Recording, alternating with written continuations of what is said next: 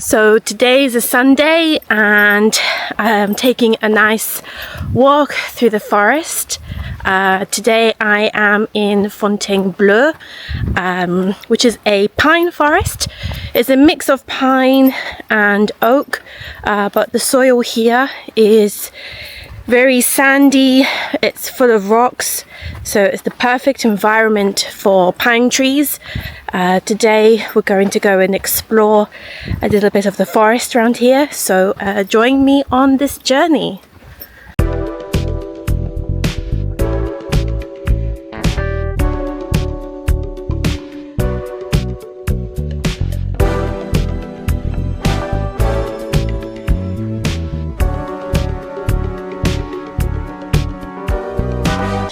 In the Foret de Fontainebleau, there's huge rocks that look something like this.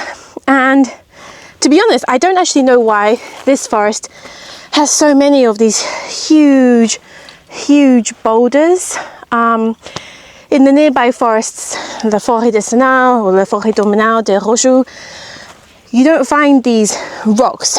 And there's actually these rocks here that make it really good for pine trees, these trees that you see in the background, to grow. So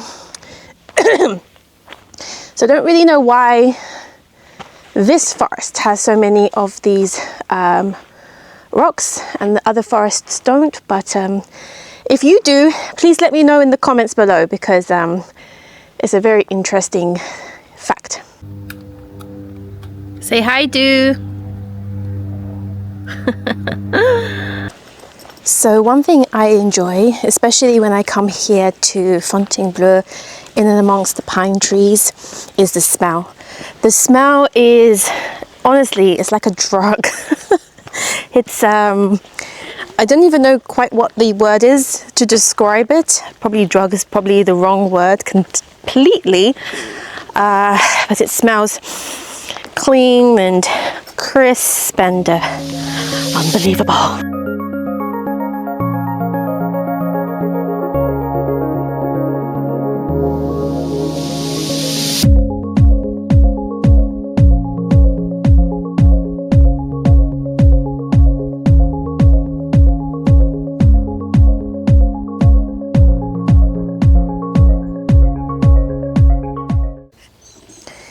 So here, I don't know if you can see on the film, but the grass is being flattened by something, and I suspect that is some sort of animal, probably a deer or wild boar, who knows. In this forest there's actually both deer and wild boar. I've actually seen wild boar, not necessarily directly when I've come here on foot, but I have seen wild boar in this forest from the car, so they are out there somewhere. Hopefully they won't come anywhere near me today, but yeah, both in this forest there is both wild boar and deer, along with other sort of like mammals like red squirrels and foxes and birds, and I'll see if I can grab the camera if I come across any, but so far I've only seen a dragonfly, and it was moving a little bit too quickly for the camera, unfortunately.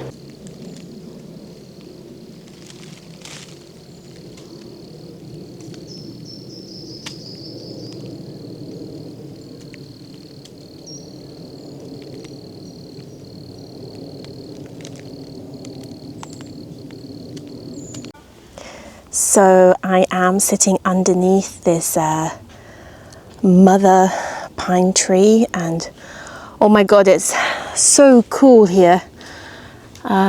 She's providing a lot of shade, which is really nice, but she's a beauty. I will show you some of her a bit more close up in a minute. Okay, so on a video it's a little bit difficult to show you size in perspective. So I'm going to try and show you how big this mother pine tree is by wrapping my arms around in comparison to the other nearby baby trees. So, oh, can you see? I can't even, look, go around so you can see how much there is left. Ta-da!